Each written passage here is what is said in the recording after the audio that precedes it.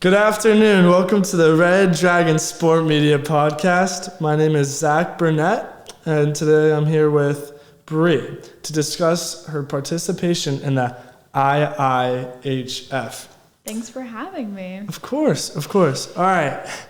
So, the question, what is the IIHF? So the IIHF is the International Ice Hockey Federation. So we were actually there for the Women's World Championship. So there was a bunch of different countries there. Some highlights was US, Canada, China, Japan, Germany, Finland, Czech Republic, all of these different countries. And it was just a really big tournament, basically. It was a 2-week-long tournament. They play up until the bronze and gold medal games. So I had the incredible opportunity to actually be on the sidelines for the Finland game. And I was doing drug testing at the moment. So my whole entire trip, I was there for media, but they had an extra shift open for drug testing. So I was just basically watching the game. And for drug testing, you go in and basically follow around the athlete that you have to drug test. And they don't like it. Obviously, you're like following them. But when you're working for a team that just won, it's an incredible experience to be in the locker room. So like I was in the locker room of a team who didn't speak English, and it was just really cool. It was a really cool experience. Finland. I was actually won. When they won bronze. So they won bronze. I was in there, and then right after that was the gold medal game between US and Canada, which unfortunately did not end the way we wanted it to. Really? But so Monday they played each other and it went into overtime, I'm pretty sure. And Canada beat US by 1 point, which was great. But then the gold medal game, we went into overtime and we lost to Canada by 1 point. Wow. I bet there are a lot of Canadians there since it's not a far drive. Yeah, actually, so part of our marketing tactic, we had to see what group of people we were marketing to, and so they were hoping to get just hockey fans from the area, and they ended up getting hockey fans from Canada, people who traveled across the country, people who traveled from other countries just to get here for this tournament. Some people really care about hockey, especially for the women's. Yeah, it's great to see. It's been a really incredible year for women's hockey. Women's hockey, but women's sports in general, between collegiate basketball, collegiate hockey, professional hockey, bringing up the media attention to women's sports, and I love it. I think it's their time to kind of spread out and show what they're about and what they're worth.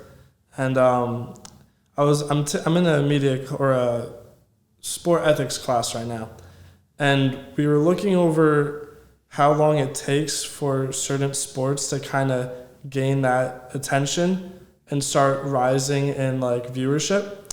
And for men's basketball, obviously it's very, very much watched right now. But it took 30 years for people to really start going to the games and for people around the world to watch it. Yeah.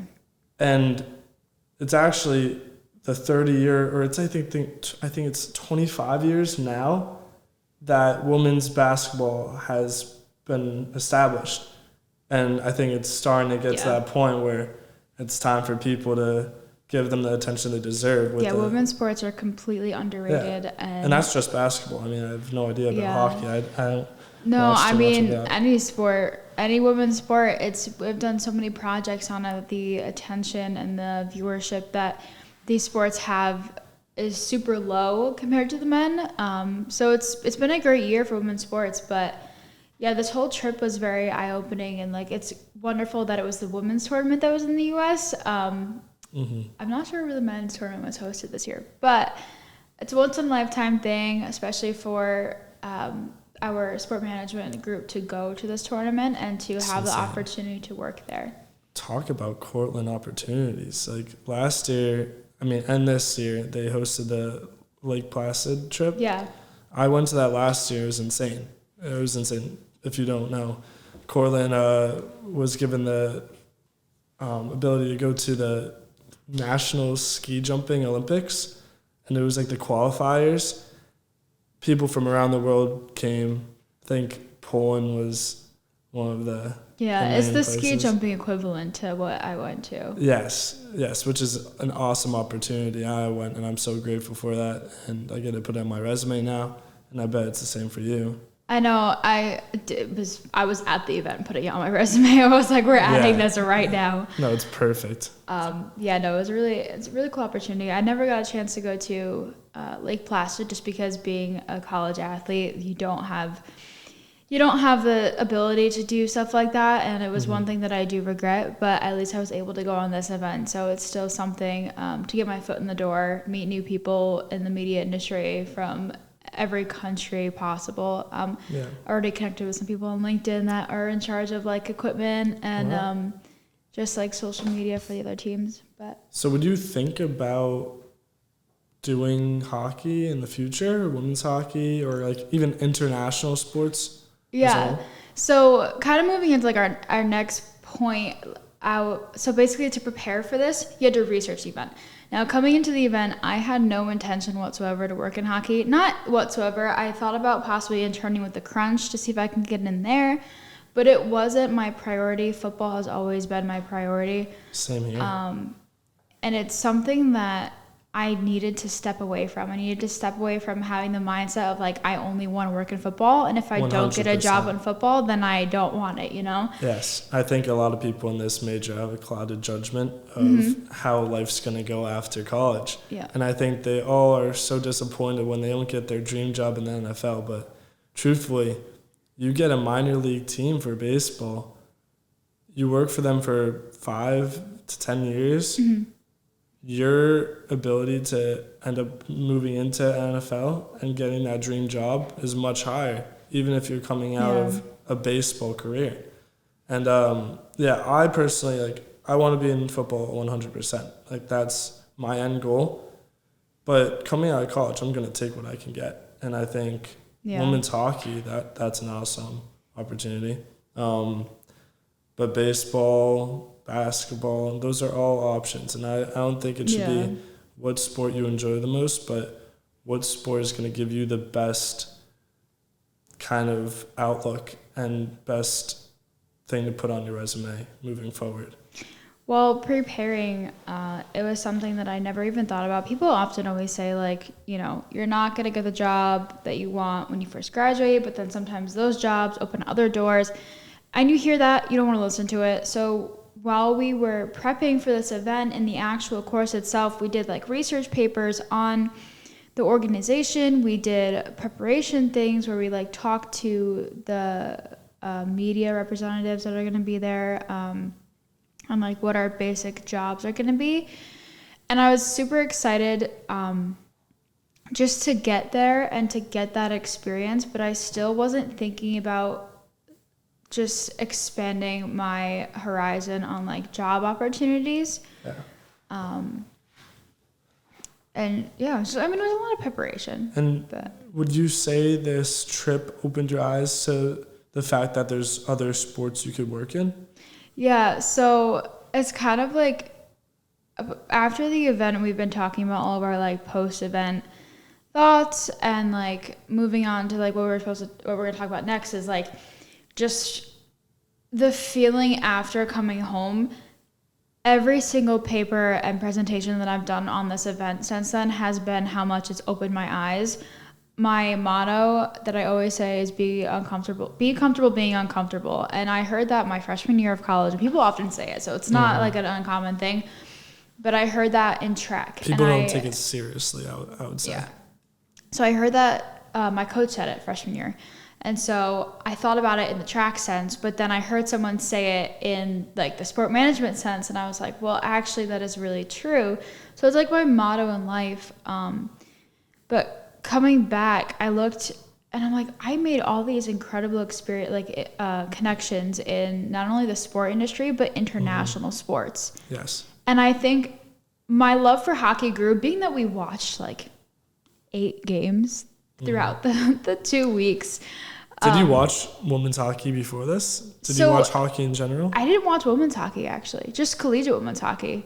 Okay. Yeah. No, I did. I watched, so I grew up near Albany, so we had the Albany Devils, and ever since they moved to Jersey, I kind of like pushed hockey away just because I live in the middle of nowhere, and going to the city, it's so hard to get down there to see games. My family's not into hockey. And it's expensive. So never really got into it. Came to college and started watching collegiate hockey, but also like the PWL,